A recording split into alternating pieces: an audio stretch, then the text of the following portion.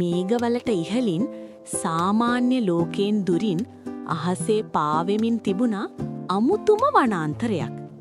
එය කියලා තිබුණේ පාවෙන වනාන්තරය කියලා. මේ වනාන්තරය ආරක්ෂා කරලා තිබුණේ පැරණි මන්තර බලයකින්.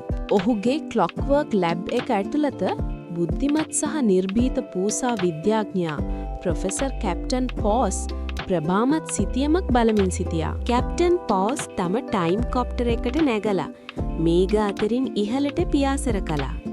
ඉක්මනින්ම ඔහු පාවෙන වනාන්තරයට ළඟා වුණා. වනාන්තරේ ජීවයෙන් පිරි එකක් වුණා. ගස් අහසේ පාවුණා. දිය ඇලි ඉහළට ගලා ගියා. වර්ණවත් පක්ෂීන් වටා පියාසර කළා. එකවරම භූමිය කම්පා වුණා. වැල් අතරින් දැවැන්ත ගල් ආරක්ෂකයෙක් නැගිටියා.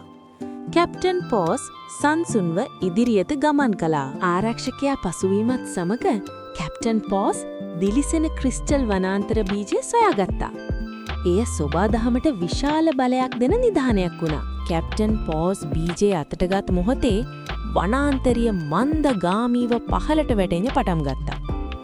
අහස සහ වනාන්තරිය කම්පනය වුණා. කැප්ටන් පෝස් ඉක්මනින් ටයිම් කොප්ටර් එක වෙත දුවලා අන්තිම මොහොතේ පාවන වනාන්තරයෙන් පලා ගියා. ක්ලොක්වර්ක් එකට ආපසු පැමිණි කැප්ටන් පෝස් ක්‍රිස්ටල් බීජය විශේෂ මල් කුඩුවක වපුරුවා.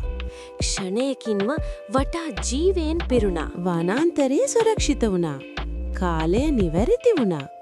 කැප්ටන් පෝස් සංසුන්ව තේ කෝප්පයක් රස විඳිමින් ඊළඟ සාහසික ගමනට සූදානම් වුණා.